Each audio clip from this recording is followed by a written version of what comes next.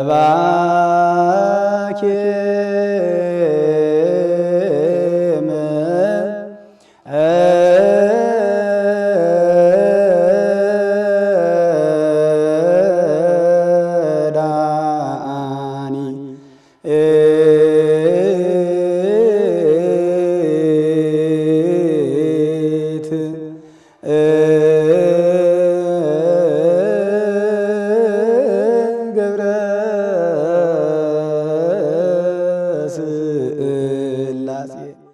ይህ ሲወለዱም በህመም ሲያድጉም በችግር ሲያገለግሉም ፈተና ያላጣቸው ሁሉንም የህይወት ገጽ ግን በእምነት ጽናት ድል በማድረግ ያረፉት የኔታ አክሊሉ ወልደ ማርያም የቤተ ክርስቲያን ሱታፌ ታላቅ ታሪክ ነው።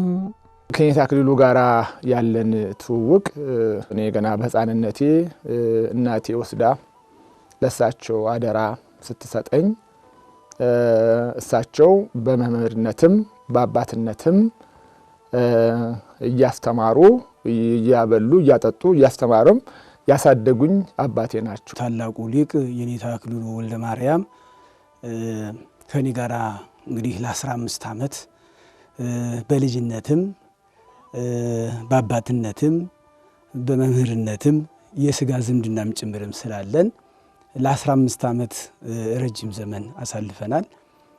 የኔታ አክሊሉ ፍቅራቸው፣ አባትነታቸው፣ መምህርነታቸው ልዩ ሁልጊዜ ቢወሳ ሁልጊዜ ቢነገር የማይጠገብ ከተማሪ ጋር ያላቸው ግንኙነት የወላጅና የልጆች አይነት ግንኙነት ነው። ተማሪዎቻቸውንም ልጄ ነው የሚሉት። በእያንዳንዱ ጉዳይ በተማሪዎቻቸው ላይ የሚመጣ ነገር በፍጹም እንትን ማድረግ አይፈልጉም። ሙሉ ኃላፊነቱን ወስደው ልጅ አድርገው ነው የሚያሳድጉት የሚያስተምሩት።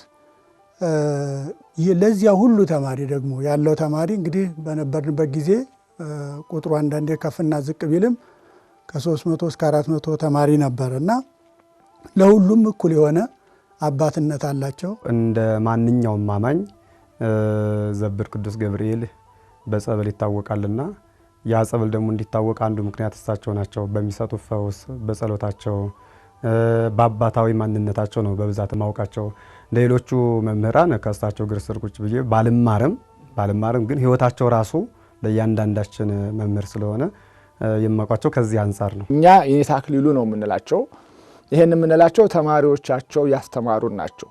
በኋለኛው ዘመን ግን እሳቸው ማስተማር ካቆሙ በኋላ በጸሎታቸው ተባርከው በመስቀላቸው ተዳሰው ከህይወታቸው ከችግራቸው ሁሉ ፈውስ ያገኙ ሰዎች ደግሞ ጻድቁ አባት ይሏቸዋል። እንግዲህ የኔታ አክሊሉ ማለት በ1907 ዓመተ ምህረት ተወልደው በ2013 ዓመት ነው ያረፉት ማለት ነው። አጠቃላይ 107 ዓመት በዚህ ምድር ላይ ኖረዋል። እንግዲህ የኔታ አክሊሉ መላ ዘመናቸውን ለመንፈሳዊ ትምህርት በመማርና በማስተማር ያሳለፉ አባት ናቸው። የኔታ አክሊሉ ለቤተ ክርስቲያን ያበረከቱትን አበርክቶት እንዲሁ በጥቂቱ ልንናገር እንችላለን እንጂ ሁሉንም ተናግረን አንጨርሰውም። እጅግም የሚደንቅ ነው። እንዲሁ ሁለት ነገሮች እንግዲህ ብናነሳ የበለጠ ይገልጣቸዋል ብዬ አምናለሁ። የመጀመሪያው ለቤተ ክርስቲያን ያደረጉትን አበርክቶ ስንመለከት ዛሬ ቤተ ክርስቲያንም በልዩ ልዩ ገዳማት አድባራት በገጠሩም በከተማውም የሚያገለግሉ ሊቃውንት ቤተ ክርስቲያን ወልደው በቀለም ወልደው አሳድገው ኮትኩተው ለቁም ነገር አድርሰው ለቤተ ክርስቲያን ካስረከቡ ቀደምት አንጋፋ መምህራንና የቤተ ክርስቲያን ልሳን ከሚባሉ አባቶች መካከል አንዱ የኔታ ናቸው። ዛሬ ቤተ ክርስቲያንም በቅንነት የሚያገለግሉ የማህሌታውያን በቅንነት ግብረ ክህነትን የሚወጡ ካህናት የዲቁና ስራን የሚወጡ ንጹሐን ዲያቆናት ቤተ ክርስቲያን መዋቅሯን ጠብቀው በማስተዳደር በቅንነት የሚያስተዳድሩ አስተዳዳሪዎችን የገዳም አበምኔቶችን ሳይቀር እጅግ ብዙ አባቶችን አውጥተዋል። ይሄ ለቤተ ክርስቲያን ትልቅ ስጦታ ወይም ደግሞ ትልቅ አበርክቶት ነው። ምድራዊ ሀብት፣ ምድራዊ ሹመት፣ ምድራዊ የሆነ ሁሉ ነገር የሚጸየፉ ለቤተ ክርስቲያን ራሳቸውን አሳልፈው የሰጡ በማስተማር በማገልገል ለሀገር ለወገን ከመጸለይ በስተቀረ ሌላ አንዳችም ሕይወት ያልነበራቸው አባት ናቸው። በየዘመናቱ ብዙ ጊዜ በሹመት ታይተዋል። እንግዲህ ሹመት ስንል ይሄ እንደው ተራው ሹመት አይደለም። እስከ ጵጵስና ድረስ እስከ ፓትርያርክነት ድረስ ለሹመት ከአንዴም ሁለቴ ሶስት ጊዜ ታጭተዋል። ለምሳሌ በአቡነ ተክለ ሃይማኖት ጊዜ አቡነ ተክለ ሃይማኖት ሲሾሙ መጀመሪያ ሽማግሌ የተላከው ወደ እሳቸው ነበረ። ወደ መንዝ በሚባል ሀገር እንደዚህ አይነት አባት አሉ፣ ብቃት ያላቸው በሕይወታቸውም በእውቀታቸውም ትልቅ አባት የሆኑ አሉ ተብሎ በጥቆማ ደርግ ኮሚቴ አዋቅሮ ከተዋቀረው ኮሚቴ መካከል እሳቸውን የሚያውቁ የሚያግባቡ ተብሎ ሄደው ነበረ። እሳቸው ግን ይሄ ሲወራ አስቀድመው ሰምተው ስለነበረ ወደ እሳቸው ጋር እንዳይመጡ አድርገው ባጭሩ እዚያ መንዝ አካባቢ እሳቸው እንደማይኖሩ አድርገው ለሰዎች ነግረው እነዚያ ሰዎች ደግሞ ለሚመጡት ኮሚቴዎች ነግረው የሉም አስብለው ማንነታቸውን አሳውቀዋል። እንግዲህ በዚህ ዘመን ሹመት ተለምኖ ወይም ደስ ተጸንቶ በሚገኝበት ዘመን ላይ እሳቸው ግን እኔ ለዚህ ሹመት ምበቃ ሰው አይደለሁም፣ አልፈልግም፣ የኔ አደራዬ ተልእኮዬ ከእግዚአብሔር የተሰጠኝ ጸጋ ይህ አይደለም፣ ልጆችን ማስተማር፣ ካህናትን ማውጣት፣ ቤተክርስቲያን እንድትገለገል ማድረግ የኔ ስራ ይሄ ነው እንጂ ሹመት ሀብት አይደለም። አስተማሪ ሆንኩትም ቀጥሎ ደግሞ የመነኮስኩትም ይሄንን ለማድረግ አይደለም በሚል ነው መልስ የሰጡት። እንግዲህ ለኛ ለተማሪዎቻቸው እሳቸውን እንድናከብራቸው እንድንወዳቸው አርአያ እንዲሆኑን ካረጋቸው አንዱ ማስተማራቸው ብቻ አይደለም፣ ሕይወታቸው ነበረ። ደግ፣ ርኅሩህ፣ ጎበዝ፣ ለተማሪዎቻቸው አስቀድመው ምንም ችግር ቢያጋጥም ከፊት የሚቆሙ ተማሪዎቻቸውን ተማሪዎች አይሉም ልጆቼ ነው የሚሉት። ተማሪዎቻቸው ምንም ነገር ቢያጠፉ እንኳ አስቀድመው ለእኔ ንገሩኝ እኔ ልወቀስ እንጂ ተማሪዎቼን ሌላ ሰው እንዲነካባቸው የማይወዱ እውነት ለመናገር እውነተኛ መምህር ቅዱስ አባት ነበሩ። በቀድሞው አጠራር በሸዋ ክፍለ ሀገር በመንዝ ግሻ አውራጃ በላሎ ምድር ዳሳምባ ቅዱስ ጊዮርጊስ ቤተ ክርስቲያን በሚባል አካባቢ ልዩ ስሙ ውስጠ መስኖ በተባለ ቦታ ከመምህር ወልደ ማርያም ዘጊዮርጊስና ከወይዘሮ ከተማሽ ወልደ ማርያም ተወለዱት የኔታ አክሊሉ አባታቸው እሳቸውን የ3 ዓመት ልጅ እያሉ ከአንድ ወንድማቸው ጋር በመተው ወደ ምናኔ ሕይወት በመግባት በምንጃርና ሸንኮራ አካባቢ ሲያገለግሉ በተስቦ በሽታ ያረፉባቸው የኔታም ከ3 ዓመታቸው ጀምሮ ዓለም የፈተና ሸማዋን ዘርግታ የተቀበለቻቸው በጽኑ ደዌ ተይዘው በሞትና ሕይወት መካከል የክርስቶስን ማዳን ያዩ አባታቸውም በምናኔ ነው ይኖሩት። ትዳር መስርቶ ልጅ የመውለድ ፍላጎት አልነበራቸውም። አባታቸው ግን ገዳም ገብተው ወደ ምናኔ ሲሄዱ አይ ቆይ ካንተ የሚከፈል ሌላ ሰው አለ፣ ካንተ አብራክ የሚወለድ ሌላ ልጅ አለ ተብለው በህልም ተነግሯቸው በራእይ ተነግሯቸው ነው የመጡት እና እዛች ዳሳምባ ከምትባል ቦታ ላይ ተወለዱ። ስለዚህ ወደ 5 እና 6 ዓመት አካባቢ ሲሆናቸው እናታቸው ባላቸው ጥለዋቸው ስለሄዱ በገጠሩ ኑሮ ለብቻ መኖር አስቸጋሪ በመሆኑ ሌላ ቦታ ሌላ ባል አግብተው ሄዱ። የኔታም ከእንጀራ አባት ጋር አብረው መኖር ጀመሩ። ብዙ ሳይኖሩ ትልቅ ደዌ ሥጋ አጋጠማቸው። እዚያ ኃይለኛ በሽታ ከታመሙ በኋላ መጽሐፉ ላይ እንደተገለጸው ጸበል እንዲወስዷቸው ተነገራቸው። ግን እሳቸው ጸበል እናታቸው እስከሚወስዷቸው ድረስ አልጠበቁም። ምክንያቱም ህመሙም የጸና ስለነበረ ነገ ዛሬ በማለትም እንደሚዘገይ ስለተረዱ በሕፃን ዕድሜያቸው እግዚአብሔርን እንዲድኑ ፈቃዱ ስለሆነ ጸበል ሄደው ከደዌ ሥጋቸው ዳኑ። ከዚያ በኋላ ወደ ትውልድ ቦታቸው አልተመለሱም። በዚያው በጸበሉ አካባቢ የሚኖሩ አጎታቸው ዘንድ ሄደው መኖር ጀመሩ። ፊደል እዚያ ቆጠሩ። አይዘብርም በዚህ በሰሜን ሸዋም ጠቅላላ የሚታወቁበት ወንጌላዊ ናቸው። የኔታ ወንበር ዘርግቶ ብቻ ማስተማር ብቻ አይደለም። የኔታ በጣም ሰባኪ፣ በስብከት በእውነቱ የዘመኑ ዘመናዊ ስብከት ያልነካው ይሄ ያልተነካካ እንደወረደ በዚህም በማስተማራቸውም ብዙ ፈተና ደርሶባቸዋል። በነገራችን ላይ መድረክ ላይም ቆመው በሚያስተምሩበት ሰዓት በደርግ ዘመን የደረሰባቸው በጣም ብዙ ፈተና እስከ መገደል ጭራሽ ውሳኔ ሁሉ ተወሰኑባቸው ነበረ። የጥር ሥላሴ ስለ ሰናዖር ሕንፃ ሲያስተምሩ በዚያ ዘመን የነበሩ ሰዎች እግዚአብሔርን ለመውጋት ሲገዳደሩ በአውታረ ነፋስ ስሉስ ቅዱስ ከምድረ ገጽ አጠፏቸው። ዛሬም ሰውነታቸውን እየገነቡ እግዚአብሔር የለም የሚሉ አሉ ብለው በድፍረት መድረክ ላይ አስተምረው እንግዲህ በደርግ ዘመን እንግዲህ ስለ ኦርቶዶክስ ሃይማኖት በየትኛውም ቦታ እንዲነገር አይፈለግም። በዚያን ሰዓት ጾም የለም፣ ጸሎት የለም፣ እግዚአብሔር የለም የሚል ግድ የለሽነት የበዛበት ጊዜ ስለነበረ ያንን የመንዝን ሕዝብ ከእግዚአብሔር እንዳይለይ እንዳይርቅ ካደረጉ አንዱ አባት እሳቸው ናቸው። ድካማቸው ያኔ ልጆች ሆነን አናቀው። ዛሬ ግን ዛሬ ላይ ሆነን ስናስበው ምን አይነት ጽናት ነበር፣ በምን አይነት ጽናት ነበር እንደዚያ የሚያስተምሩ። ሙሉ ቀን ነው የሚያስተምሩት። ጠዋት ጸሎት ምናምን ጨርሰው ከዚያ በኋላ ጉባኤ ይዘረጋሉ።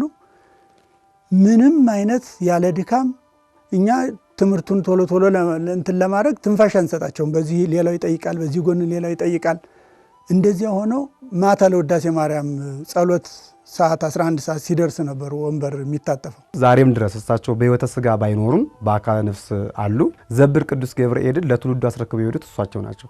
ዘብር ቅዱስ ገብርኤል ሲታሰብ ያለ የኔታ አክሊሉ አይታሰብም። እውነት ለመናገር ከሆነ ያንን ቅዱስ የሆነ ጸበል ድውያን እንዲፈወሱ ተስፋ የቆረጡ ሰዎች ተስፋቸው ተቀጥሎላቸው ተመልሰው ወደ ቤታቸው እግዚአብሔርን እያመሰግኑ እንዲመለሱ ለዛ ቦታ ትልቅ አሻራ የጣሉ የኔታ አክሊሉ ናቸው እና የኔታ አክሊሉ ባጭሩ ሲገለጡ ቤተ ክርስቲያንም በመከራ ውስጥ ሆነው ያሻገሩ ሰው፣ ቤተ ክርስቲያን ለቀጣይ ትውልድ እንድትሻገር የራሳቸውን አሻራ ጥለው የሄዱ ወንጌል በገጠሩ እንዲስፋፋ በተለይ በዛ አካባቢ ወንጌል በብዛት በማይሰበክበት ዘመን ወንጌል ህዝቡ እንዲያውቅ የወንጌል ምስጢር እንዲገባው የወንጌል ሕይወት እንዲኖረው ክርስቶስ ቤተ ክርስቲያንን ከወንጌል አንጻር በደንብ እንዲያውቋት አድርገው የሰሩት ሌሎቹም አሉ። ግን የኔታ አክሊሉ የበለጠ የሚታይ ጎልቶ የሚታይ አበርክቷቸው ነው። ደብረ ሊባኖስ ሄደው እንግዲህ ዜማ የጀመሩት እዚያ ነው ማለት ነው። እንግዲህ ዜማ ካስተማሯቸውም የድጓ መምህር የኔታ ዘወልደ ማርያም የሚባሉ ትልቅ መምህር ነበሩ። እኒህ አባትም ጣሊያን አገራችንን በወረረ ጊዜ በ1928 ዓመተ ምህረት የደብረ ሊባኖስን መነኮሳት፣ ተማሪዎች፣ መምህራን በቤተክርስቲያን ውስጥ አስገብቶ በሳት ሲያቃጥል መስዋዕትነት ከከፈሉት አባት አንዱ መምህር እኒህ መምህር ነበሩ። የኔታ አክሊሉ የድጓ መምህር ማለት ነው። እና እንግዲህ ከደብረ ሊባኖስ ቀጥታ ወደ አዲስ አበባ ነው የመጡት። አዲስ አበባ መጡ። አዲስ አበባ የመጡበት ምክንያት እዚህ መካነ ሥላሴ አሁን ቅድስት ሥላሴ የምንለው መካነ ሥላሴ አጎታቸው ስለነበሩ እዚያ ሆነው እያገለገሉ ንግሥት ዘውዲቱ መካነ ሥላሴ እየመጡ ሲያስቀድሱ የኔታም እዚያ ቅዳሴ ይቀድሱ ነበረ። እንግዲህ ቅዳሴ ስንል አሁን እየመጡ እየሄዱ ማለት ነው። ለምሳሌ ደብረ ሊባኖስ በነበሩ ጊዜ እዚህ ይመጣሉ አጎታቸው ጋር፣ ከዚያ ተመልሰው ይመጣሉ። በዚያ መንገድ ነው ከንግሥት ዘውዲቱ ጋር የሚተዋወቁት ማለት ነው እንጂ በጣሊያን ወረራ ጊዜ ማለት አይደለም። የታሪኩ እንዳይሳከር ብዬ ነው። እና አዲስ አበባ መጡ። አዲስ አበባ እንደመጡ ጣሊያን አዲስ አበባ ገባ። አዲስ አበባ ከገባ በኋላ ሌላ የኔታ ላይ ሌላ እንደ አደጋ ተፈጠረ። የአደጋ ምንድን ነው? አፄ ኃይለ ሥላሴ ወደ ማይጨው ሲዘምቱ ሽኙት ላይ የኔታ አክሊሉ ነበሩ። ያንን የሚያውቅ ደግሞ አንድ ሌላ ሰው ነበረ። ጣሊያን አዲስ አበባ ሲገባ ምንድነው የሆነው? ከየአብያተ ክርስቲያናቱ ቅርሱን እየዘረፉ እያወጡ የሚጠቅማቸውን እየወሰዱ የማይጠቅማቸውን ደግሞ በሳት ያቃጥሉት ነበር። ይሄ ማን የሚያደርገው? ጣሊያንና ባንዳዎቹ ማለት ነው። ይህንን በሚያደርጉበት ጊዜ የኔታና ጓደኛቸው ደግሞ እስኪ መጽሐፍ የምንማርበት የምንጸልይበት መጽሐፍ የምናገኝ ከሆነ ብለው እዚያ የሚቃጠለው ቦታ ላይ ሄደው መጽሐፍ ይመርጡ ነበረ፣ ወይም ከሰዓቱ ይሻሙ ነበረ። ይህንን የተመለከተ ሌላ አንድ ባንዳ እነዚህ ተማሪዎች ሰላዮች ናቸው፣ የውስጥ ሰላዮች ናቸው ብሎ ለጣሊያኑ ነገረባቸው። እንደውም የኔታን በተለየ ይሄ ንጉሱን ሲሸኙም አብሮ የነበረ ነው፣ አሁንም ለአርበኞቹ እየሰለለ ያለ ነው ብሎ ጣሊያኑ አሳበቀባቸው። ጣሊያኑም ወዲያውኑ እነዚህ ሰዎች በጥይት ተደብድበው እንዲሞቱ ብለው ፈረደባቸው። በመድረክ ላይ ብዙ ጊዜ ብዙ ወቀሳም ደርሶባቸዋል። እስከ ሞትም አንዱም ከሞት ከ10 ሞቶች አንዱ ያመለጡበት ሞትም አንዱ ይሄ ነውና በዚያ የወረዳው ገዢ የነበረው ሰውዬ ሊገላቸው ፈልጎ እስከ ጉባኤያቸው ድረስ መጥቶ ያው እንግዲህ እግዚአብሔር ሲሰውር ይችልበታል፣ ያውቅበታል። የሁሉ ፈጣሪ ሰውሯቸው ከሰውየው እጅ አመልጠው እሱም የሚገርም ነገር የሚደንቅ ነገር ከዚያ ቦታ ሳይውል ሳያድር ነው የተቀየረው። ወደ መተማ ተቀይሮ ወደዚያ ሄዶ ኢህአዴግ ሲመጣ ከመተማ ጀምሮ እየተዋጋ መጥቶ እሳቸው በር ላይ ሲደርስ ተመታ። ያ ሰውዬ እሳቸው በር ላይ ሲደርስ ተመታ፣ ወደቀ። እንግዲህ እሳቸው እሱ መሆኑን አላወቁም። አነሱት፣ ከቤት አስገብተው ቁስሉን ጠርገው ካስተኙት በኋላ እኔ እኮ እከሌ ይባላለሁ ሊገድልህ የፈለግኩ ሰው ነኝ ብሎ ሲነግራቸው አልቅሰው በእሱን እንደገና በበቅሏቸው ጭነው ከቤተሰቡ አገናኝተውታልና የኔታ አንዱ የሚያስደንቃቸው ቂም በቀል የሚባል የላቸውም። የዘወትር ትምህርታቸው ትልቁ ነገራቸው በክብረ ክህነት ጉዳይ ነው እና በጣም ተጠንቅቀው ክትትላቸውን በዚህ ዙሪያ ተማሪያቸው ከምንም ጋር እንዳይገናኝ ተጠንቅቀው ነው ያሳደጉንና እንደው በጣም የማስታውሰው በዚህ ክብረ ክህነት ላይ ያላቸው ነገር ከሌሎቹ መምህራን ሁሉ በተለየ መንገድ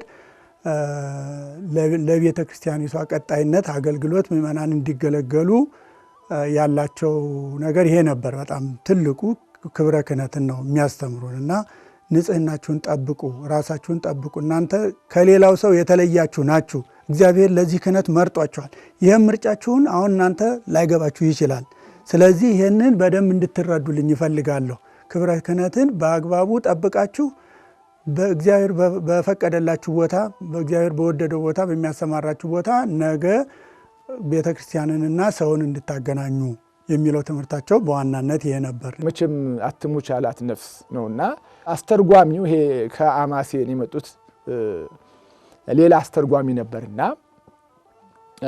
ነገሩን በደንብ ስለተረዳ ስላወቀ አይደለም እነዚህ ተማሪዎች ናቸው ምንም የሚያውቁት ነገር የለም ብሎ ሰውየው በብዙ ክርክር በብዙ ጭቅጭቅ ከሞት አዳናቸው። ከሞት ካዳናቸው በኋላ ያ አስተርጓሚ ምንድነው ያላችሁ? ግን ከዚህ በኋላ እዚህ ከተማ ላይ ውላችሁ እንዳታድሩ ዛሬውኑ ጥፉ ብሎ ይነግራቸዋል። እሳቸውም ይሄ መካነ ሥላሴ ከነበሩት ሰው ጋራ የድጓ መምህር ነበሩ። ያንን ድጓቸውን ተሸክመው ወደ ምንጃር ሸንኮራ ሄዱ ማለት ነው። እንግዲህ ደብረ ሊባኖስ መጀመሪያ ተማሩ ድጓ፣ አዲስ አበባ ተማሩ፣ ቀጥለው ወደ ምንጃር ሸንኮራ ሄደው አሁንም እዚያ ድጓ ነው የተማሩት። ድጓ እየተማሩ ማስተማርንም እዚያ ነው የጀመሩት። እንግዲህ በመንፈሳዊ ትምህርት ቤት ስርዓት መሰረት አንድ ሰው እየተማረ ያስተምራል፣ እያስተማረ ደግሞ ይማራል እንጂ እንደዚህ አሁን እንደ ዘመናዊ ትምህርት አይደለም ስርዓተ ትምህርቱ። አሁንም እንደዚህ ሆኖ የሚሰጠው መንፈሳዊ ትምህርት ቤት እንደው ለማሳያ ያህል መልእክተን የሚማር ተማሪ ሀሁንና ወጊዳን ያስተምራል። ወንጌላ ዮሐንስ የሚማር ተማሪ መልእክተን ያስተምራል። ዳዊት የሚማር ተማሪ መልእክተን ወንጌላ ዮሐንስ ያስተምራል ማለት ነው። በዚህ ደረጃ ነው እንግዲህ ጌታ ማስተማር የጀመሩት። የት ነው? ምንጃር ሸንኮራ በነበሩበት ጊዜ ማለት ነው። እንግዲህ ባጭሩ ይሄ ነው ማለት ነው። ምናልባት ሌሎቹን ለመጥቀስ ካስፈለገ ከዚያ ተነስተው ኤልሻማ ነው የሄዱት። ኤልሻማ ሄደውም ቅኔ እየተማሩ ዜማ ያስተምሩ ነበረ። ቅኔውን ከጨረሱ በኋላ ቀጥታ ወደ ጎንደር ቤተልሔም ድጓ ለማስመስከር ወደዚያ ነው የሄዱት። ወደዚያ ሲሄዱ መንገድ ላይ እዚህ በወሎና በጎንደር መካከል ላይ አንድ ቦታ አለች። እዚያ ላይ አደሩ። መሽቶባቸው ሲያድሩ ያደሩበት እንግዲህ በጥንት አሁንም በገጠሩ ቢሆን መንፈሳዊ ተማሪና አስተማሪ ከአንዱ ወደ አንዱ ቦታ በሚዘዋወርበት ጊዜ በምንም መንገድ መንደር ውስጥ አይታደርም። የሚታደረው ወይ ደጀ ሰላም ወይ መቃብር ቤት ወይም ደግሞ መንፈሳዊ ትምህርት ቤት ነው። ከዚያ ውጭ ማደር ለአንድ ለመንፈሳዊ ተማሪ ለአንድ ለመንፈሳዊ መምህር ትክክል አይደለም፣ ሕግም አይፈቅድም። ሕጉን ማንጻፈው ብትይ በትምህርት ቤት ውስጥ ያለው ሕግ ይሄ ነው የሚያስተምረው። መንደር አይታደርም እና እሳቸው እዚያ መንፈሳዊ ትምህርት ቤት ሲያድሩ መምህሩ የዝማሬ መዋሥዕት መምህር ነበሩ። ከዚያ በኋላ አስፈቅደው እዚያ ያድራሉ። ከየት ነው የመጣኸው? ከዚህ ቦታ። የት ልትሄድ ነው? ወደዚህ ቦታ። ምን ልትማር? እንዲህ ድጓ ላስመሰክር ቤተልሔም ልሄድ ነው ይሏቸዋል። ዝማሬ መዋሥዕት ተምርሃል? አልተማርኩም።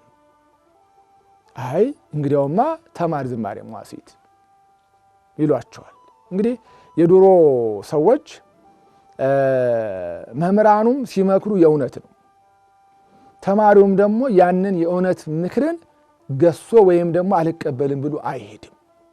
የኔታ ምን እበላለሁ አልኳቸው አሉ። ግድ የለም እሱን እኔ አዘጋጅልሃለሁ ተማር ይሏቸዋል። እዚያው ሆነው ዝማሬ መዋሥዕት ተማሩ። እዚህ ያሉት መምህር ምግባቸውን ችለዋቸው ማለት ነው። ምክንያቱም የኔታ አቋቋም ያውቃሉ፣ ዜማ ያውቃሉ፣ ቅኔ ያውቃሉ። ስለዚህ እያገለገሉ ምግባቸውን ይችላሉ ማለት ነው። ግን እንዲያገለግሉ መምህሩ ደግሞ አመቻቹላቸው ማለት ነው። ያን ዝማሬ መዋሥዕት እዚያ በአጭር ጊዜ ከተማሩ በኋላ መምህሩ በጣም ስለወደዷቸው ጎበዝም ስለነበሩ ምንድነው ያደረጓቸው? ወደ ዙራምባ ወደ ማስመስከሪያው ቦታ ሄደው እንዲያስመሰክሩ ደብዳቤ ጽፈው ላኳቸው። እዚያ ዙራምባ ሄደው ዝማሬ መዋሥዕት ተምረው አስመስክረው ጽፈው አመልክተው በገዛ በጻፉት መጽሐፍ ነው እዚያ ያስመሰከሩት። አሁንም ይሄ መጽሐፍ እዚያው አሁን በአጽማቸው ባረፈበት ቦታ ላይ ዕቃ ቤት መጽሐፉ ይገኛል።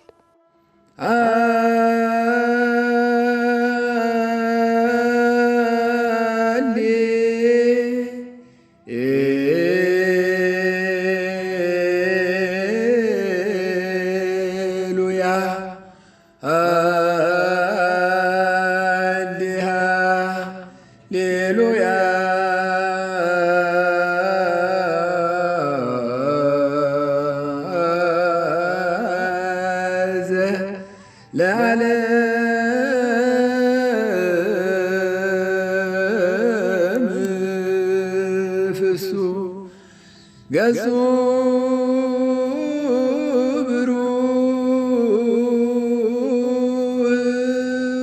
ብሩህ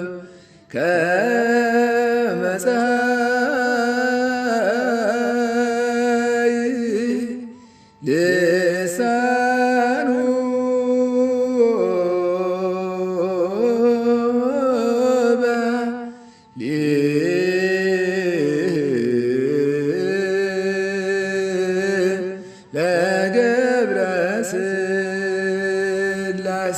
የኔታ ነጭ ገደል ባታ ዋሻ ነው እንትኑ መኖሪያቸው። ከዋሻ ውስጥ እየኖሩ ነው። ተማሪም ዋሻ ውስጥ ነበር የሚኖረው። ያው የባህታውያን ኑሮ ማለት ነው። እዚያ ውስጥ እየኖሩ እያለ ጉባኤው ሰፋ። ብፁዕ አቡነ ማርቆስ ጎጃም የነበሩት ያቺ ትውልድ ቦታቸው ስለሆነ እሳቸው ናቸው እዚያ ቦታ ላይ ያስቀመጧቸውና እዚያ ተማሪ ጉባኤው ሰፋ። ያው እንግዲህ ሰይጣን አንዱ ትልቁ ነገር የሰይጣን ተቃውሞ ጉባኤን ነው የሚቃወመው፣ ምንጩ ጉባኤ ስለሆነ ማለት ነው። የቤተ ክርስቲያን ምንጩ ዋናው ሊቃውንት የሚወጡበት ሊቃውንት የሚሰሩበት ለቤተ ክርስቲያን መስዋዕትነት የሚከፍሉ ሊቃውንት የሚሰሩት ጉባኤ ላይ ስለሆነ የመጀመሪያ ከቤተ ክርስቲያኒቱ አስቀድሞ ጉባኤን ነው የሚቃወመው እና እዚያ ጉባኤ እያስተማሩ እያለ ጉባኤው ሲሰፋ ተማሪው ሲበዛ ያው እንግዲህ በዙ የሚል ያ ሰይጣን በሌሎች በምቀኛ በተለያዩ እዚያ ቦታው ላይ ተወላጆች ነን በሚሉ ካህናትና እንትን ምቀኝነት አሳደረና ተማሪና ካህናት መግባባት አቃታቸው። አልግባባ ሲሉ እንግዲህ እዚያው ሰይጣን ለወዳጁ ቅርብ ነው እንደሚባል እነሱን በደንብ ስለተቆጣጠራቸው ወደ ጉባኤው መግባት አልቻሉምና ምን እናድርግስ ብለው ሲያስቡ እንደው አጠር ላድርገው። ታሪኩ በጣም ሰፊ ነው። ተማሪ ብንመታ ተማሪ ቢገደል ምንም አይደለም፣ ለምን ተማሪ ይመጣል? ለምን ምንጩን አናደርቀውም ብለው ይመክሩና እንግዲያውስ ምን እናድርግ? ከዚህ ከኋላ ከጀርባችን ይፋት የሚባል ነፍሰ ገዳይ ማንም ጥይት የማይመታው ሽፍታ አለ። እሱን እናምጣና በሱ ገንዘብ ከፍለንና በሱ እሳቸውን ከተገደሉ ተማሪው ይበተናል ብለው በዚህ ሴራ ሰርተው ሄደው ሽፍታውን ገዝተው ያመጣሉ። አሳቻ ሰዓት በምን ሰዓት እንደሚያገኛቸው ይነግሩታል። ሌሊት እንግዲህ ለመዝሙር ሲወርዱ አጠራጠር እያልኩ ነው የምነግርሽ። ለመዝሙር ሲወርዱ ተማሪውን ቀስቅሰው እየወረዱ እያለ ቀጭ የሚል ድምፅ ይሰማሉ ተማሪዎቹ። እሳቸው አልሰሙትም።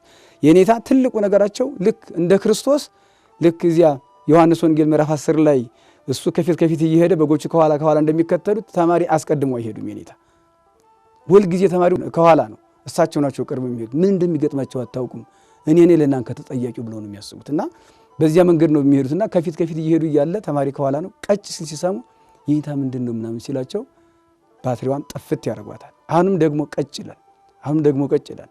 3 ጊዜ ቀጭ አለ። ከዚያ በኋላ ዝም ብላችሁ ነው አሉ። ቤተክርስቲያን ገቡ። ቤተክርስቲያን ገብቼ ይላሉ መቆም ተሳነኝ። በጣም ሰውነት እንትን አለብኝ። ለምን እሳቸው ተማሪውን ቀስቅሰው ነው የሄዱት። ቀድመው ሄደዋል። እሳቸው ጋር ተማሪዎች ከኋላ የሚወጡ ተማሪዎች አሉ። ከዚያ ከተማሪው አንድ ተማሪ ቢመታ ወይም ቢሞት እድሜ ዘላለሜን ጸጸቱ አይወጣልኝም። የኔታ ለዘመዶቻቸው ለእሳቸው ምኖቻቸው ማለት ነው ተማሪ ነው።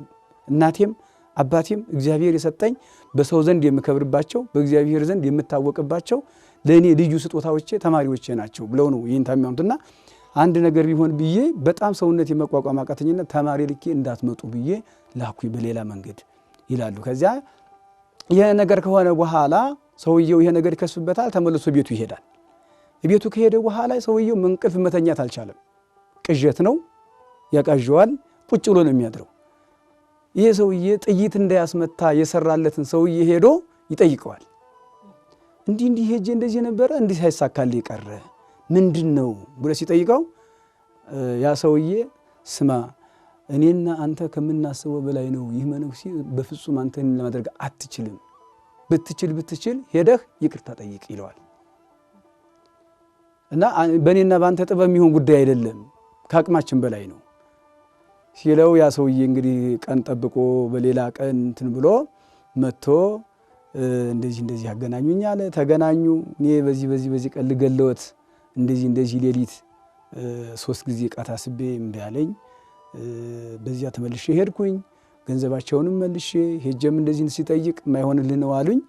አሁን እኔ እርሶ ጋር የመጣሁት አንድ ንስሐ እንዲሰጡኝ፣ ሁለተኛ እርሶን እዚህ እንዳይቀመጡ። ለምን እኔ ብትወት ሌላ ሰው ገዝተው ሊያስገድሉት ስለሚችሉ ወደ ተወለዱበት አካባቢ ወይም ከዚህ ቦታ እንዲቀይሩ ተማሪዎቹን እንዲያስገድሉበት ከዚህ ቦታ እንዲሄዱ ልነግረውት ነው የመጣሁት ብሎ ያው እንግዲህ እሳቸው ደስ ብሏቸው ጠላታቸውን እጃቸው ላይ እንግዲህ ሊገላቸው የመጣ እንደገና ደግሞ ድህነት በሳቸው ከነት ተዋጅቶ ምንድነው መጽሐፉ ላይ ገዳይና ተገዳይ ብለን እንትን ብለነዋል። በዚያ መልኩ ያው ንስሐ ገባ። እሳቸውም ከዚያ እንግዲህ ያው ሰይጣን ያሰበው ያቀደው ተሳካለት። ያን ጉባኤ ከዚያ እንዲነክሳ አደረገ። እርግጥ ከዚያ እንዲነሳ ቢያደርገው ጉባኤው ቀጥሎ ይኸው እስካሁንም ድረስ አለ።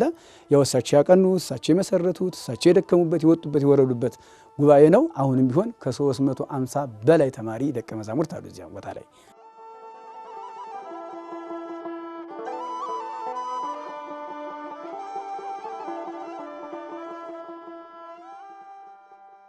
አርቆ አሳቢው ተስፋ አይቆርጤው የክርስቶስ ታማኝ አገልጋይ የትኛውም በሽታ ረሃብና ጥም ያልበገራቸው ባለ ብሩህ አእምሮ የቀለም ሰው የኔታ አክሊሉ ዕድሜያቸው ለትምህርት ሲደርስ ከአገር አገር ከቦታ ቦታ በእግራቸው በመዘዋወር ከሊቃውንቱ እግር ስር ቁጭ ብለው እየተማሩና እያስተማሩ ግዝፍ ነስቶ ይፈታተናቸው የነበረውን ዲያብሎስ በጾምና ጸሎት ድል እየነሱ በርካታ ደቀ መዛሙርትን ያፈሩ የወንጌል አርበኛው የቅርብ ዘመን ፋና ወጊ የኔታ አክሊሉ ሰባኬ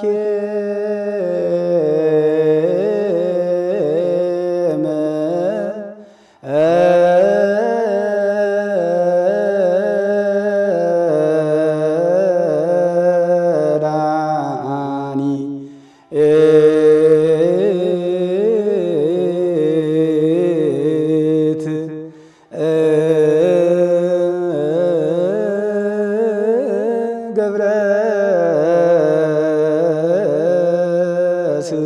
ስላሴ ሰባ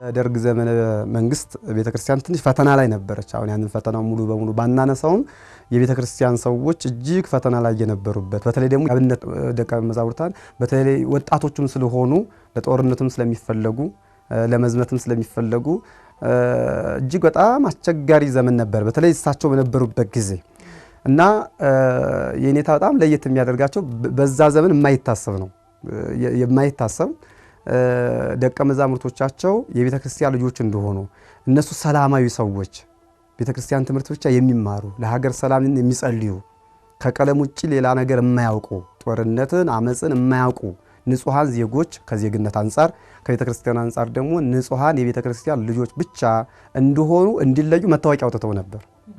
ብዙ ወጣት በሚፈጅበት ሰዓት ብዙ ወጣት እየታፈሰ ወደ ጦርነት በሚገማገድበት ሰዓት እንዲያውም የኔታ ለደቀ መዛሙርቶቻቸው መታወቂያ አውጥተውላቸው እሳቸው ግን ታስረው ነበር፣ ተጠይቀው ነበር። እርሶነት ወንበዴ የሚሸሽጉት ወንበዴ የሚደብቁት እየተባሉ በጣም ተወቅሰው ነበርና ያ ተማሪዎች ለተማሪዎቻቸው ያላቸው ፍቅር ለተማሪዎቻቸው ያላቸው ክብር ለመንጋው እረኛ አይደሉ እሳቸው ለሚጠብቋቸው መንጋዎች ቀድሞ መሞት ብቻ አይደለም መንጋው ከሚበተን አስቀድሞ መፍትሄ መፈለግ ምክንያቱም መንጋውን የሚበትነው አካል እየመጣ ነው። መንጋውን የሚገድል የሚፈጅ አካል እየመጣ ነው። ስለዚህ መንጋው በምን መንገድ ነው የሚተርፈው? አንዳንድ ጊዜ የጅል ሰማዕትነት አለ አይደል? ዝም ብሎ የጅል ሰማዕትነት እንዳይሆን በምን መልኩ መንጋውን ላትርፈው ከሞት ላድነው ቤተክርስቲያንስ ከመንጉ ላድናት ብለው በራሳቸው ማንንም ሳያማክሩ መንፈስ ቅዱስን ብቻ አማክረው እግዚአብሔርን ብቻ አማክረው ሰማያዊ አምላክን እግዚአብሔርን ብቻ አማክረው ከራሳቸው ጋር ተማክረው ተማሪዎቼ የሚተርፉት ሰላማዊ መሆናቸው ቤተክርስቲያን ንጹሃን አገልጋዮች መሆናቸው እንደ ሀገር ደግሞ የኢትዮጵያ ንጹሃን ዜጎች መሆናቸውን የሚያስታውቅ መለያ መታወቂያ አዘጋጅተው ተማሪዎቻቸውን በእንደዚህ መልኩ ከዛ ከክፉ ዘመን አሻግረዋል። ይህ አንድ የሚለያቸው ነው። ጎንደር ሄደው ከኔታ ቤተ ጋራ እዚያ ጎንደር ተቀምጠው እዚያ አቋቋም እየተማሩ 4 ነገሮችን እዚያ ይሰሩ ነበር። ጎንደር ላይ የጎንደሬውን አቋቋም እሳቸው ቀን ቀን ይማራሉ። የተክሌውን አቋቋም ደግሞ ኔታ ቤተ ጋር ደግሞ ማታ ማታ ደግሞ ይማራሉ። ለኔታ ቤተ ደግሞ ዝማሬ መዋሥዕት በትርፍ ያስተምራሉ። ለድጓ ተማሪዎችን ደግሞ ሌላ ጊዜ ደግሞ ያስተምራሉ። ስለዚህ እየተማሩ 2 ትምህርት ይማራሉ፣ 2 ትምህርት ያስተምራሉ ማለት ነው። በእንዲህ ሁኔታ ላይ እንግዲህ ጎንደር ከቆዩ በኋላ እንግዲህ የህይወታቸው መስመር የተቀየለው ጎንደር ላይ ነው። እዚያም ሌላ ፈተና ገጠማቸው። እንደዚሁ ሌላ የሰይጣን ፈተና ገጥሟቸው እዚያም አንድ ባህታዊ ጋር ሄደው መፍትሄው ተነግሯቸው ጋና ዮሐንስ የሚባል አለ እዚያ ጎንደር በጣም ትልቅ ቦታ ይላሉ እሳቸው። ብዙ ጊዜ እዚያ 21 ሱባኤ ገብተው በጣም ከባድ ፈተና የነበረበት ይላሉ። ግን በእግዚአብሔር ቸርነት ፈተናውን አሸንፈው ወጥተው ከዚያ በኋላ እኒያ ባህታዊ ምንድን ያሏቸው ወደ አገርህ ተመለስ የምትኖረው አገርህ ነው ብለው ይነግሯቸዋል። የኔታ ግን ይህንን አልተቀበሉ። እኔ አገሬ አልመለስም፣ ወደ ሸዋ ምድር ፈጽሞ አልመለስም ይላሉ እሳቸው ይሉ ነበር። ይሄንን የኔ ዓላማዬ ይላሉ መጽሐፍት ቤት ገብቶ ትርጓሜ እየተማርኩኝ እያስተማርኩኝ ትንሽ ይሄ የልጅነት እድሜ የጉርምስና እድሜ እስከሚያልቅ ድረስ እዚያው ትምህርት ቤት መቆየት፣ ከዚያ በኋላ ግን መንኖ ገዳም ገብቶ በቤቱና መኖር ነበረ ይላሉ። ይሄ ግን አልተሳካም። መሀል ላይ ምን ተፈጠረ? ኤልሻማ መድኃኔዓለም ያሉት የቅኔ መምህር ኔታ ምስራቅ የሚባሉት መጀመሪያ ቅኔ ያስቀኟቸው እሳቸው ያርፋሉ። የኔታ ቤተ ደግሞ አለቃ ኃይለ ማርያም የሚባሉ የኤልሻማ መድኃኔዓለም አለቃ የነበሩት ደብዳቤ ጽፈው የላኳቸው እሳቸው ናቸው። የኔታ ቤተን የኔታ ምስራቅ ሲያርፉ እኚህ መምህር ለኔታ ቤተ ደብዳቤ ጻፉ። ቶሎ ና ብለው ጻፉላቸው። ያን ጊዜ የኔታ አክሊሉና የኔታ ቤተ ጎንደር አብረው ነበሩ። ስለዚህ ደብዳቤው ደረሰ። አሁን የኔታ ቤተ ደግሞ አብረውኝ ካልሄዱ እኔ አልሄድም አሉ። እዚህ ላይ በሁለቱ መካከል ጭቅጭቅ ተፈጠረ። እርሶ አብረውኝ ካልሄዱ አልሄድም። የኔታ አክሊሉ ደግሞ በዚህ ምክንያት ቢቀሩ እኛ ኤልሻማ ያሉት የኔታ መምህር ደግሞ ይጣሏቸዋል። በአንተ ምክንያት ነው ይሏቸዋል። አንድ ሁለተኛ ደግሞ የኔታ ምስራቅም አርፈዋል፣ ለቅሶም አለባቸው። በዚህ ሁሉ መካከል የኔታ ቤተ እንባ ወጥተው ይለምኗቸዋል። ይህንን ያዩ የቅርብ ጓደኞቻቸው የኔታ አክሊሉን ይወቅሷቸዋል። ጓደኛዎት እንዲህ ሲለምኖት ለምንድን ነው እምቢ የሚሉት? እርስዎ ወደዚህ ሀገር መሄድ ካልፈለጉ መቀመጥም ካልፈለጉ ለምን አድርሰዋቸው አይመለሱም ይሏቸዋል። በዚህ ተገላግለው ወደ ኤልሻማ መጡ። ኤልሻማ ከመጡ በኋላ የኔታ ቤተ በኔታ ምስራቅ እግር በመምህርነት ሲተኩ የኔታ አክሊሉ ግን መቃብር ሄደው ማስተማር ጀመሩ። ላይዘብር ቅዱስ ገብርኤል ይባላል። በዓለም ይታወቃል። በጣም አሁን ቦታውን በሳቸው ምክንያት ነው። በፊት ቦታው ማንም አያውቀውም። እንደውም የሚገርመው ነገር ቦታው ላይ ጧፍና ሻማ እንኳ ጠፍቶ እሳታት የሚቆመው በድሮ አባቶቻችን ቅጥቅጥ የወይራ ቅጥቅጥ እየቀጠቀጡ ነበር የሚቆሙት እሳታት፣ ሌሊት መብራት የሚሆናቸው ማለት ነው። ያን እየቀጠቀጡ ነበር እሳታት የሚቆሙትና እዚያ ቦታ ላይ እሳቸው ከገቡ በኋላ እንግዲህ የተማሪውም ጸሎት ማህሌቱ ሁሉ ነገር ሲቃና ይኸው አሁን ዘብር ገብርኤልን የሚያውቅ ላይ ዘብር ቅዱስ ገብርኤልን የማያደንቅ በጣም ታላቅ ቦታ ህሙማን ሄደው የሚፈወሱበት እሳቸው በነበሩ ጊዜም አሁንም ያለ የቃል ኪዳን ቦታ አድርገውታል። መልካም ነገሮች የሚባሉት ሁሉ እሳቸው ጋር አሉ በአጠቃላይ እና በልጅነት አይምሮ እኔ አሁን የኔታ መልካቸው ሳይሆን ትዝ የሚለኝ ይሄ ውስጣቸው ነው የሚታየኝ እስካሁን ድረስ ማለት ነው። የኔታ በጸጋ ላይ ጸጋ የተሰጣቸው ሰው ናቸው። የብሕትውና ጸጋ አለ፣ የምናኔ ጸጋ አላቸው፣ የማስተማር ጸጋ አላቸው፣ የመንኩስና ጸጋ አላቸው። ሰውን የማስታረቅ ሀገራዊ ፍቅር፣ ሰውን ከሰው እንዳይጣላ እንዲስማማ አድርጎ የማኖር ጸጋ አላቸው። ይሄም በሙሉ ተግባር ተወጥተውታል። ከጥር ማርያም እስከ ግንቦት ማርያም ድረስ የኔታ አብደው ነበር። እንግዲህ ይሄን የሚያበዱበት ደግሞ ሌላ ምክንያት አለው። መጽሐፍ ላይ በዝርዝር ጽፈነዋል። እንደው ሁሉን ነገር ማንሳት ስለምንቸገር ነው። ይሄንን ከዚያ በኋላ ሲያብዱባቸው ተማሪዎቻቸው በጸበልም በምንም ሞከሩ፣ ሊድኑ አልቻሉ እና ትልቅ ጉባኤ ነበራቸው። ጉባኤው ተበተነና ትንሽ ተማሪ ቀረ። እንግዲህ የኔታ ሲያስተምሩም ሆነ ሲማሩ ደሞዝ አያውቁ። ተማሪዎቻቸው ለምነው ያመጡትን ምግብ ነው የሚያበሏቸው። ተማሪው ካላገኘ ጦም ነው የሚያድሩት። የኔታ እንደውም አንዱ ፈተናም አንዱ ይሄ ነበረ እና በዚህ ላይ ነው እሳቸው እንግዲህ ታመሙባቸው። ተማሪው ሙሉ ተበተነ፣ ጥቂት ተማሪዎች ቀሩ። አሁን እነዚያ ተማሪዎች እኒህን መምህር ምን ያድርጓቸው? ጥለዋቸው እንዳይሄዱ መምህራቸው ናቸው። አብረዋቸው ቁጭ ብሎ እንዳያስታምሙ የሚድኑ አይደለም። በጣም ተቸገሩ። ሲቸገሩ ለኤልሻማ መድኃኔዓለም አለቃ እንዴት እናድርግ፣ ምን እናድርጋቸው ሲሏቸው በቃ ወደ ሀገራቸው ውሰዷቸው፣ ቢሞቱም እዚያው ይሞቱ የሚል ቃል ይነግሯቸዋል። ተማሪዎቹ ይዘጋጃሉ። ግን ምን አሏቸው እኚህ ኤልሻማ መድኃኔዓለም አለቃ፣ ለማንኛውም እዚህ አምጧቸውና ስጋው ደግሞ ተቀብለው ከዚያ ውሰዷቸው፣ መንገድ ላይ የሚሆነው አይታወቅም አሏቸው። ከዚያ በኋላ ስጋው ደግሞ ካቀበሏቸው በኋላ ጉዞ ጀመሩ። እንግዲህ በጉዞ ላይ የነበረው ስቃይ የነበረው ድካም እንዲቀላል አይደለም። ከኤልሻማ ወደ መንዝ ለመምጣት በጣም ትልቅ ቁልቁለትና ዳገት አለው። ጠዋትና ማታ ብቻ የሚካሄድበት ነው ይባላል። በጣም ከባድ ስለሆነ ከዚያ በኋላ ነው እንግዲህ ወደዚህ ሲመጡ መንገድ ላይ ያድራሉ። መቃብር ቤት ሲያድሩ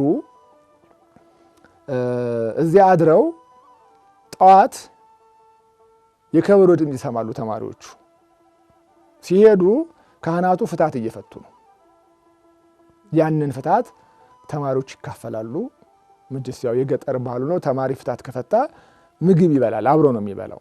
ከዚያ እነዚያ ካህናት ይህን ያህል ተማሪ ዛሬ ክብረ በዓል የለም ከየት ተገኘ ይሏቸዋል። አይ እንዲህ ሆነን መምህራችን አሞብን ወደ ሀገራቸው ልንወስዳቸው ነው፣ አሁን መቃብር ቤት ነው ያሉት ብለው ለካህናቱ ይነግሯቸዋል። ካህናቱም ሄደው ያያሉ። ከነዚያ ካህናት አንዱ ካህን በእድሜም በእውቀትም ከፍ ያሉ ናቸው እና እኚህን የታክሉ የምትሏቸውን እኮ አባት እኔ ኤልሻማ ስማር እሰማለሁ ዝናቸውን ብለው ይነግሯቸዋል። ከዚያ በኋላ እዚያ ደጀ ሰላም ገብተው የሚበላውን ነገር ሰጥተዋቸው ለስንቅ የሚሆነውንም ነገር ከሰጧቸው በኋላ እኒህ አባት ምን አሏቸው? ነገ ጠዋት እመጣለሁ ጠብቁኝ ብለው ይሄዳሉ። እንዳሏቸው በጠዋት መጡ። ከዚያ በኋላ የኔታን ጠይቀዋቸው ለተማሪዎቻቸው ምንድን ነው ያሏቸው? እኒህ አባት አይሞቱም፣ ገና ብዙ ነገር ያደርጋሉ። አሁን መውሰድ ያለባችሁ አገራችሁ ሳይሆን እጓ መድኃኔዓለም የሚባል ጸበል አለ፣ እዚያው ውሰዷቸው ይድናሉ ይሏቸዋል ለተማሪዎቹ። ተማሪዎቹም ደግሞ ተስፋ ስለነበራቸው እውነት ይድናሉ? አዎ ይድናሉ። ይሄን ብለዋቸው ተማሪዎቹም ወደ ሀገራቸው መውሰዱን ትተው ቀጥታ ወደዚያ ጸበል ይወስዷቸዋል። ልክ እዚያ ጸበሉ ወስደው ጸበል ሲያስጠምቋቸው እሳቸው ሲጠመቁ በቀስተ ደመና ይሸፈናሉ። እንግዲህ አንድ ሰው ጸበል ሲጠመቅ ቀስተ ደመና ላው ላይ ከጣለበት ወይ ላው ላይ ደግሞ ካረፈበት ይሄ በቃ ድህነት ነው። ይሄ አሁንም ያለ ነው። ለምሳሌ እኔ እንኳን ከማውቀው አሁን እዚያ ጃና ሚካኤል የሚባል አለ፣ ምናልባት ታውቁት ከሆነ አሁን እዚያ ሰው ሄዶ ሲጠመቅ ቀስተ ደመና አይጠፋም እና በኋላ ተማሪዎቹ በጣም ይደሰታሉ በዚህ ምክንያት። እንደተባለውም ከሆነ ጊዜ በኋላ የኔታ ራሳቸውን ማወቅ ጀመሩ፣ መንቀሳቀስ ጀመሩ። እዚያ ድነው ድጋሚ ጉባኤም እዚያው ማስተማር ጀመሩ።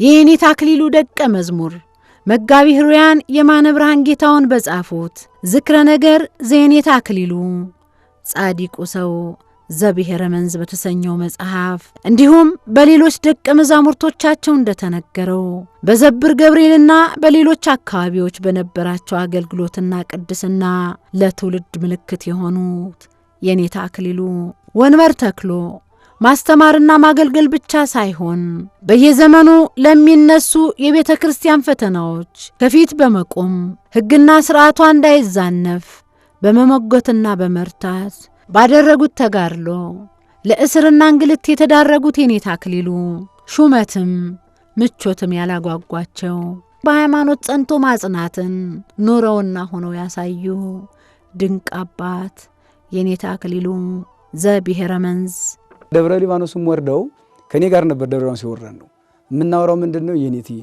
እባክዎን እኔም የተወለድኩበት ሀገሬ ነው፣ እርሶም የተወለዱበት ሀገራችን ነው።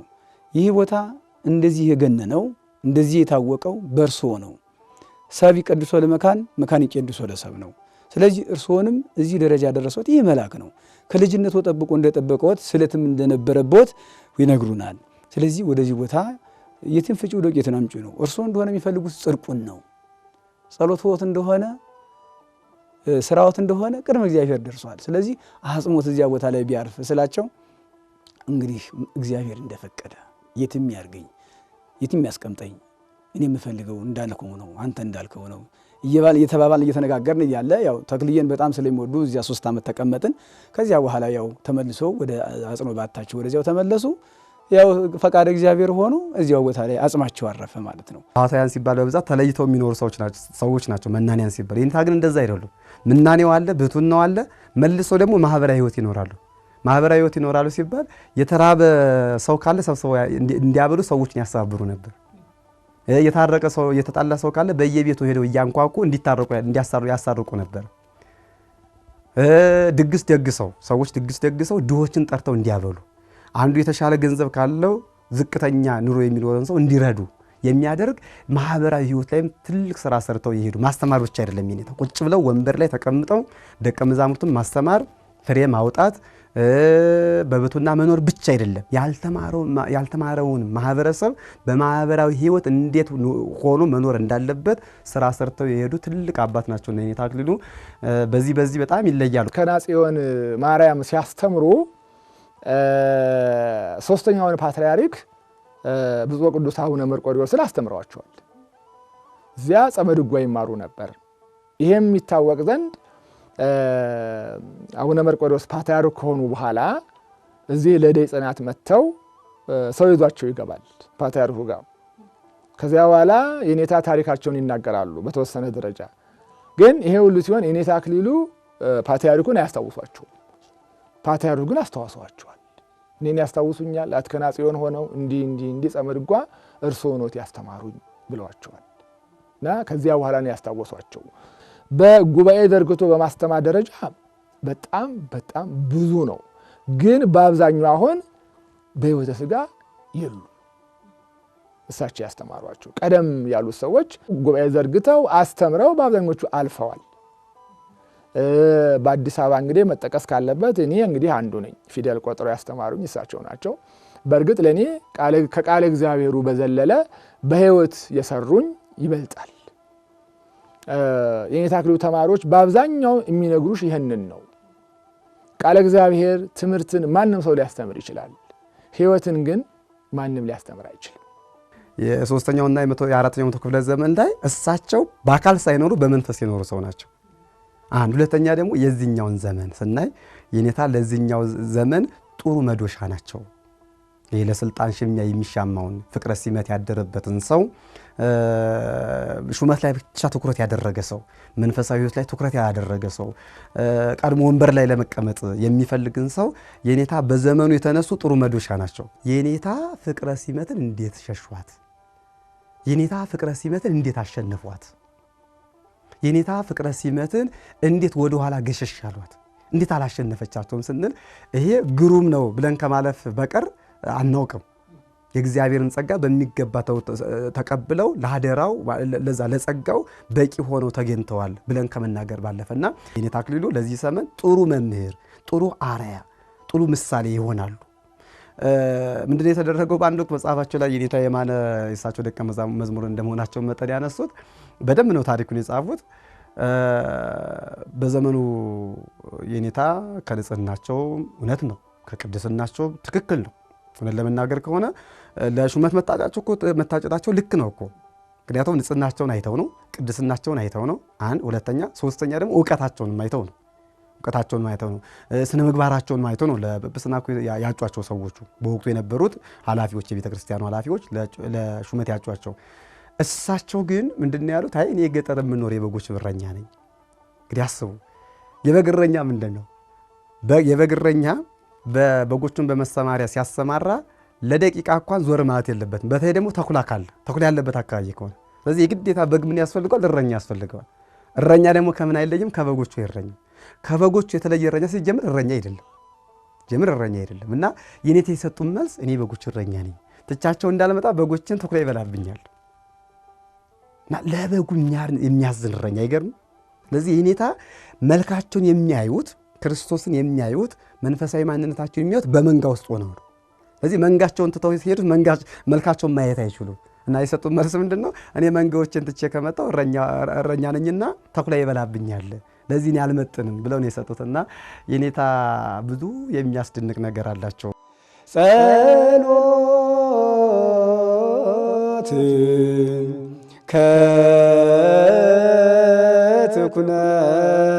ከትኩነነ ጸወነ እመ ሶት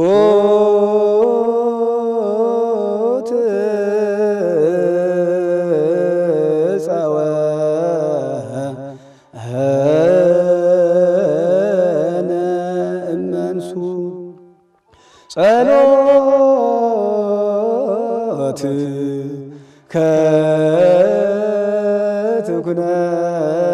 ከትኩነነ ጸወነ እመ ሶት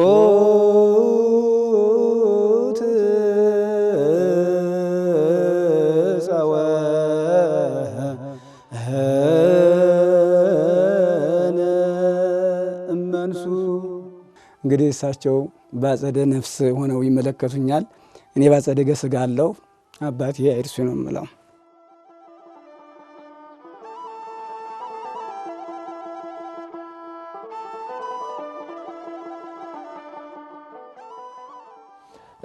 የአፈሳው የሶማሌ ጦርነትንና ከዚህ ከሰሜኑ ጦርነት ጋር የተያያዘ ነው። እሱ በተለይ የሶማሌ ጦርነት ጊዜ ችግር ነበረ። ከዚያም ቀጥሎ ደግሞ ይሄ የሰሜኑ ጦርነት ብሔራዊ ውትድርና የሚባል ነበረ እና በዛ ጊዜ ምንድን ነው የሚሆነው? የኔታ ወደ ሆነ ቦታ ሄዳለሁ ብለው ተማሪው እርስ በርሱ እንዲማር ትእዛዝ ሰጥተው እሳቸው ሄደዋል።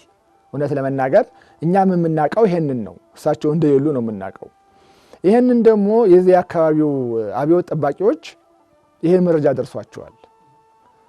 በኋላ ከዚህ ከትምህርት ቤቱ እንደ ተራራ አይነት ነገር አለ። ከትምህርት ቤቱ ፊት ለፊት ላይ ሆኖ እዚያ ላይ ሆኖ በዚህ በማይክሮፎን የአባግሩ ተማሪዎች ውጡ፣ አንድ ጠዶ የምትባል ዛፍ አለች እዚያ ትምህርት ቤቱ በራፍ ላይ እና እዚያ ላይ ተሰብሰቡ ውጡ እያሉ በማይክሮፎን ይለፍፋሉ። ወደ ምሽት ላይ 12 ሰዓት 11 ሰዓት እንዲህ አካባቢ ነው የሚሆነው እና ይሄ ያልተለመደ ነው። ምንድን ነው ይሄ ነገር ዛሬ የተፈጠረው በሚል ተማሪው እርስ በርሱ በጣም መነጋገር ጀመረ። በተለያየ ቦታ ከመውጫ በሩ በጓሮም በምናምን ሲታይ ዙሪያውን በታጣቂ ተቀምጦበታል። ማምለጥ አይቻልም ወጥቶ። ከዚያ ምንድን ነው የሆነው? ተማሪው በጣም ተጨነቀ። ምንድን ነው የምናደርገው? እነሱ ውጡ የሚለውን ትእዛዝ እየሰጡ ወደኛ እየቀረቡ መጥተዋል። እቺ ዛፍ አለች። ከዛፏ ቀጥሎ መስክ አለ። እዚያ መስኩ ላይ ነው እነሱ ውጡ የሚሉት። ከዚያ እያሉ መጡ።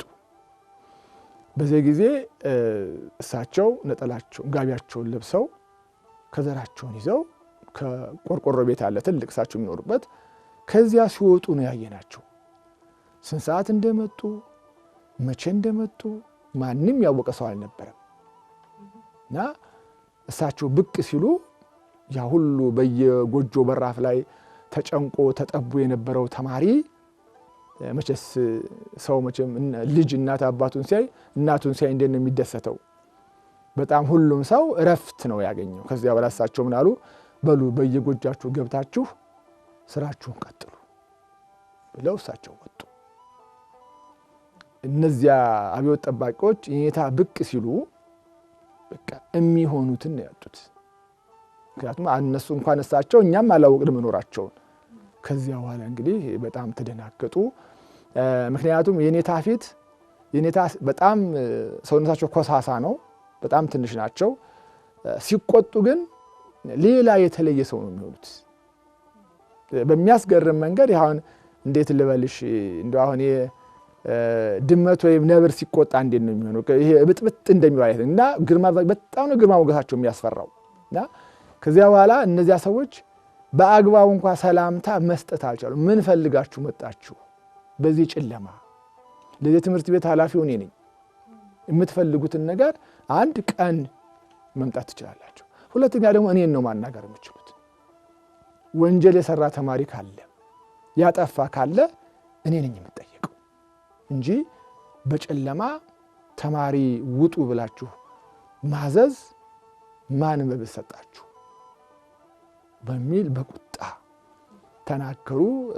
ከነዚያ ሰዎች እውነት ለመናገር እኔም እንደዚያው ስለነበርኩ ነው እንጂ ቀና ብሎ ፊታቸውን እንኳን ያየ ሰው አልነበረም። ሁሉም ወደ ኋላው ልክ አይሁድ ጌታን ሊይዙት በቀረቡ ጊዜ እንደሆነው ነው የሆኑት። በዚያ ምክንያት ነው ያፈሳው ጉዳይ። የኔታ አክሊሉ ጋር ይሄኛውን ለኛ ያስፈልግም ይሄኛው ደግሞ ለኛ ይመጥነናል ወይኛ ያስፈልገናል የምንለው አይደለም። ሁሉንም ከኔታ ልንማር ግዴታ ነው። ክርስቶስ ከኔ ተማሩ አይደል ያለው? ከክርስቶስ የምንማረው ምንድነው? ሁሉንም ነው። ክርስቶስ በጎ አምላክ ነው፣ የሚያስተምረን በጎ ነገር ነው ከሱ። ስለዚህ ሁሉንም ነው ከክርስቶስ የምንማረው። ልክ እንደዛ ሁሉ ከኔታ ሁሉንም የምንማረው። ግን እንደው ለመዘርዘር ጠቆም ለማድረግ ያህል የመጀመሪያው በትዕግስት በጽናት ሆኖ መከራን ማለፍ፣ እግዚአብሔርን በመከራ ውስጥ አለመርሳት፣ እግዚአብሔር የሰጠንን ኃላፊነት በመከራ ወደ ኋላ አለማለት ከኔታ እንማራለን። ኔታ ከሌላው አብነት መምህራን የሚለዩበት አንዱ በጣም ብልህ፣ በጣም ደግሞ ብልጥ። ለምሳሌ ሰይጣናዊ ነገር ከሆነ በጣም ብልጥ ናቸው። በምንም መንገድ አይታለሉም፣ ቀዳዳ አይሰጡም፣ አይከፍቱም። በቃ የታወ ፍኖተ ለሰይጣን ምንም አይነት መንገድ አይሰጡም። አንዱ ይሄ ነው። ሁለተኛ ከሌላው መምህር የሚለያቸው ምንም አይነት ስጋዊ ጥቅም አያታለላቸው። ሌላው ለተማሪዎቻቸው ፍጹም ፍቅር አላቸው። የተራበ፣ የተቸገረ፣ የተራቆተ ተማሪ ከመጣ ልብሳቸውን አውልቀው ይሰጣሉ። የሚለብሱት ልብስ ቢሆን አውጥተው ይሰጣሉ። ለምሳሌ እኛ እንግዲህ እዚያ በነበረበት ጊዜ ከዚህ ከሳይንት ከጎንደር ምናምን በሚመጡ ጊዜ ብዙ ጊዜ ከዚያ የሚመጣው ተማሪ ልብስ ይቸገራል። ሲመጡ ተማሪዎቹ ትንሽ ትልቅ አይሉ ያላቸው ልብስ አውጥተው ያለብሳሉ። ለተወሰነ ጊዜ ምግብ ይሰጣሉ። ተመልከች እንግዲህ ይሰጣሉ ምግብ። እሳቸው ባይኖራቸውም ፈልገውም ቢሆን ሸምተውም ቢሆን ይሰጣሉ ለተማሪዎቻቸው። ያ ተማሪ የመጣ ተማሪ ደግሞ በእውቀት ትንሽ እውቀት ያለው ከሆነ እድሜው ትንሽ ከፍ ያለ ከሆነ ለምኑ እንዲበላ አያደርጉ። በሀገሩ ላይ የተከበሩ ስለሆኑ ሆነ ደብር ሄዶ እያገለገለ ምግቡን እንዲችሉት ያደርጋሉ። ሌላው የሚለያቸው ተማሪው ሲማር እሳቸው ማስተማር ብቻ ነው ብሎ አያስቡም። በሁሉም ነገር ላይ በሕይወቱ ጣልቃ ይገባሉ። ካዘነ፣ ከታመመ፣ ትምህርቱ ከተደናቀፈበት ይህን ሁሉ ገብተው በደንብ ጠይቀው መክረው አረጋግተው እንዲማር ያደርጉታል። ከፈለክ ተማር ካልፈለክ ተወው አይሉም። እስከ ቤተሰቡ ድረስ ሁሉ ደብዳቤ ይጽፋሉ። የቀረው ይህን ያህል ትምህርት ነው፣ ይህን ያህል ዓመት ነው፣ ታገሱት ይላሉ እሳቸው። እንግዲህ ብዙዎቹ መምህራን ይህንን የማድረግ እንትን የለንም። ወንበር እንተክላለን፣ እናስተምራለን። ከዚያ በኋላ ተማሪው ቢቸግረው ምን ቢለው ያን ያህል ችግሩን አንረዳም። የኔታ ግን በጣም የተማሪውን ችግር ይረዳሉ። ግን ከሕፃንነታቸው ጀምሮ እስከ ወንበራቸው ወይም ደግሞ መምህር እስከሆኑበት ድረስም የተከተላቸው የፈተናቸው መከራ እንዲያሸንፋቸው እድል አልሰጡትም። እንዲፈትናቸው ፈቅደውለታል። ቅዱሳን መከራ እንዲመጣ ይፈልጋሉ። ግን መከራው እንዲያሸንፋቸው ግን እጅ አይሰጡ። መከራው ፈትኗቸዋል፣ ሞግቷቸዋል። ነገር ግን እጅ አልሰጡትም። እጅ አለመስጠታቸው ደግሞ ለእኛ ትልቅ ትምህርት ነው። ትልቅ ትምህርት ነው። ቤተ ክርስቲያን ስትፈተን፣ ሃይማኖታችን ሲፈተን፣ በዘመኑ ልዩ ልዩ መከራ ሲመጣብን በስጋም ሊሆን ይችላል፣ በመንፈሳዊ ሕይወትም ሊሆን ይችላል፣ በስጋ ሕይወትም ሊሆን ይችላል። በስጋ ሕይወት ማጣት ሊሆን ይችላል፣ መራብ ሊሆን ይችላል፣ የደሞዝ ማጣት ሊሆን ይችላል፣ መቸገር ሊሆን ይችላል፣ ሌላም። በመንፈሳዊ ሕይወት ደግሞ መድከም ይሆናል። መንፈሳዊ ዝለት አለ አይደለ? መንፈሳዊ ዝለት በውስጥም የሚመጡ መንፈሳዊ መከራዎች፣ ቤተክርስቲያን መከራዎች አሉ። በዚህ ሰዓት የኔታ ለመከራዎች እጃቸውን ሳይሰጡ እንዳልደከሙ፣ እንዳልተሸነፉ ቤተክርስቲያን እንዳሻገሯት እኛም ከታናሽ አገልጋይ እስከ ታላቅ ቤተክርስቲያኒቱ መሪዎች ድረስ መከራውን በጽናት አልፈን ቤተክርስቲያን ማሻገር ከኔታ ልንማር ይገባል እላለሁ። አባ አቡነ መምህርነ ማእላፍ ሩይ